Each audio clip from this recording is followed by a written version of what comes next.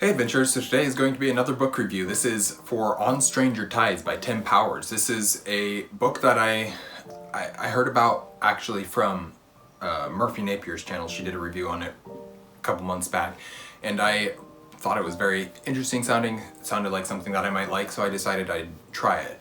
I'll get more into that in a second here, but to start off with, this is of course On Stranger Tides. That phrase is very tied into culture or pirate, to thinking about pirates, and Pirates of the Caribbean movie 4 I believe is titled that.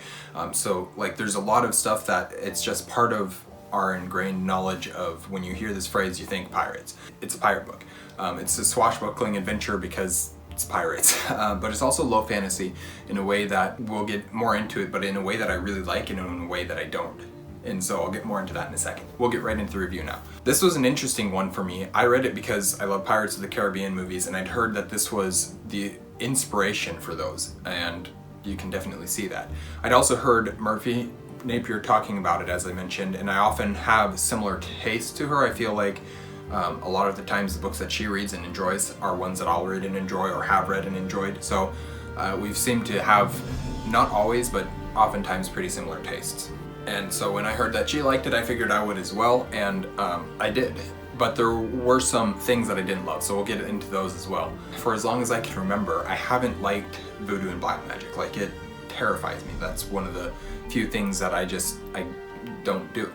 I don't learn about, I don't watch things with it in it. It's not for me.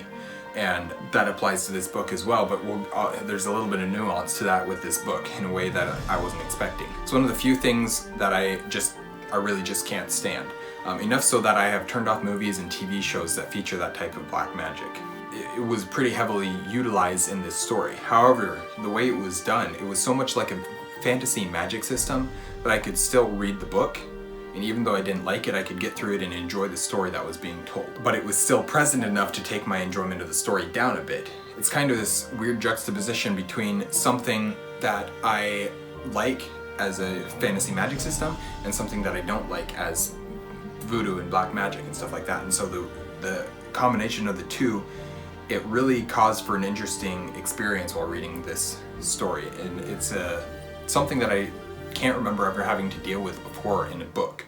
I'm sure there are other books out there like that, but not that I have read. The other side of this book, though, is the story, which I really, really enjoyed. It was very much a fun, swashbuckling pirate story in the same vein as Pirates of the Caribbean, which is exactly what I was hoping for, and from what I understood, was what it was supposed to be. And so getting exactly what I was looking for was amazing. Obviously, there's some unsavory and unfortunate content due to the nature of the story being told, but I don't really remember there being anything graphic or even much language in the story. I'm sure there was. I'd be very surprised if there wasn't anything in this book, and just because I don't remember it doesn't mean it wasn't there.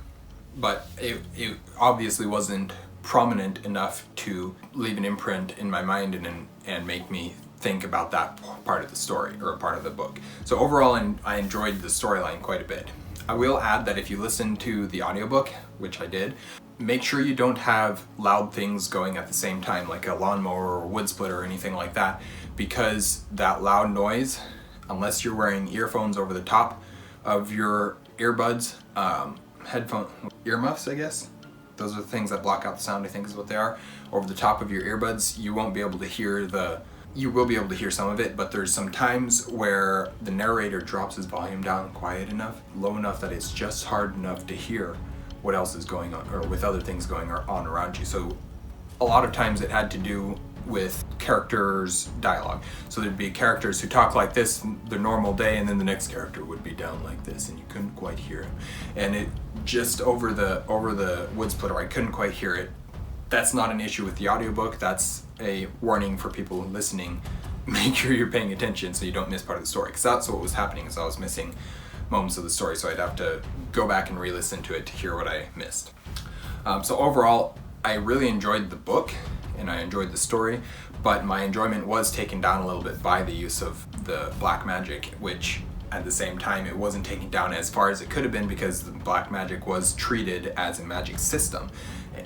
It's just really weird way of doing a magic system and I wasn't expecting it in that way, I guess. And so it kind of, I didn't love that aspect, but I didn't hate it.